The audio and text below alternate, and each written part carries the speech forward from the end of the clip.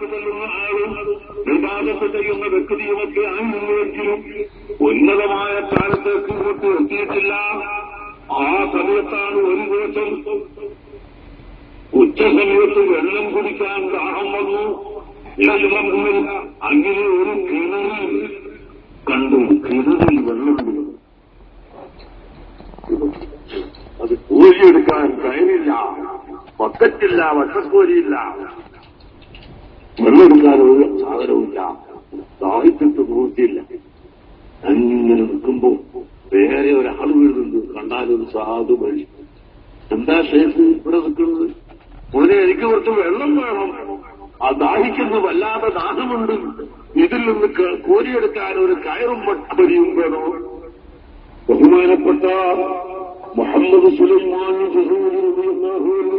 ഇങ്ങനെ നോക്കിക്കൊണ്ടിരിക്കുമ്പോൾ ഈ വ്യക്തി കിണറിലേക്ക് അതൊരു തുപ്പങ്ങ് കൊടുത്തു. അത് തുപ്പിയതോടുകൂടി വെള്ളമതാ പൊന്തിങ്ങോട്ട് വന്ന് കൈകൊണ്ട് മുക്കിയെടുക്കുന്ന സ്ഥാനത്തെത്തി. അപ്പോൾ മുഹമ്മദ് സുലൈമാൻ റസൂൽ തങ്ങൾ ചോദിക്കുന്ന പോലെ ഇത്രയും വലിയ ദറജ നിനക്ക് എന്തുകൊണ്ട് കിട്ടി എന്ന് ചോദിക്കുമ്പോൾ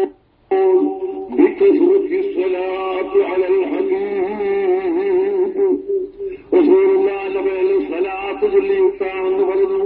അങ്ങനെയാണ് ബഹുമാനപ്പെട്ടവർ ദലായിലുൽ ഖൈറാത്ത് ഒരുമിച്ച് കൂട്ടുകയും നിങ്ങൾ പഴയ കാലത്ത് പ്രമേയം പാസാക്കിയും അല്ലാതെയും പഠിപ്പിച്ചതാ.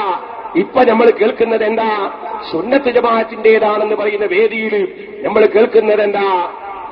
സ്വപ്നത്തിലൊരു വിഷയവും നടക്കൂല, സ്വപ്നത്തിലൊന്നും നടക്കൂല. ചോദിക്കട്ടെ, അഷ്റഫുൽ ഖൽഖ് സല്ലല്ലാഹു അലൈഹി വസല്ലമ തങ്ങൾ വഫാത്തായിട്ട് എത്ര കൊല്ലം കഴിഞ്ഞിട്ടാ മുഹീദ്ദീൻ ശിഖ്റുല്ലാഹി ജനിച്ചത്? ആദിമാലയിലുണ്ടല്ലോ, വേദം വീളമ്പി പാറവാൻ മടിച്ചാരെ വേദാംബരവർ വായിൽ തുപ്പിക്കൊടുത്തോവർ. വേദം നൽകപ്പെട്ട നബി സല്ലല്ലാഹു അലൈഹി വസല്ലം തുപ്പിക്കൊടുത്തു. എവിടെ? മുഹീദ്ദീൻ ശൈഖ് റളിയല്ലാഹു അൻഹുവിന്റെ വായിൽ. ചോദിക്കട്ടെ, അതെവിടെ നടന്നു? എപ്പോൾ നടന്നു?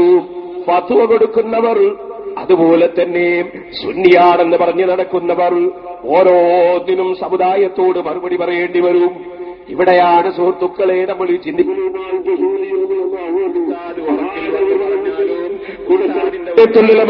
പഴയ കാലത്ത് ഏത് വലിയന്റെ കോലത്തിൽ വന്ന് പറഞ്ഞാലും ഒരു മനുഷ്യന്റെ കോലത്തിൽ വന്ന് പറഞ്ഞാലും സ്വീകരിക്കാൻ വകുപ്പില്ല. കാരണം അല്ലാഹുവിന്റെ റസൂല് പഠിപ്പിച്ചത് എന്താണെന്ന് ഹദീസിന്റെ ഗ്രന്ഥങ്ങളിലുണ്ട്, പരിശുദ്ധ ഖുർആനിലുണ്ട്, ഇമാമികളെ കിതാബുകളിലുണ്ട്. അത് തള്ളിയിട്ട് ഒരു സ്വപ്നത്തെയും മാനദണ്ഡമാക്കാൻ പാടില്ല. അത് ശൈത്താനിന്റെ കുതന്ത്രമാണ് കേട്ടോ. ഇക്കാര്യം ബഹുമാനപ്പെട്ട ഇബ്നു ഹജറുൽ ഹൈതമി തങ്ങൾ രേഖപ്പെടുത്തിയിട്ടുണ്ട്, ഇമാം നവവി റഹിമഹുല്ലാഹ് രേഖപ്പെടുത്തിയിട്ടുണ്ട്. ലോകത്തുള്ള എല്ലാ ഇമാമിങ്ങളും അവരെ കിതാബുകളിൽ ഇക്കാര്യം എഴുതി രേഖപ്പെടുത്തിയിട്ടുണ്ടെന്ന് ഞാൻ എന്റെ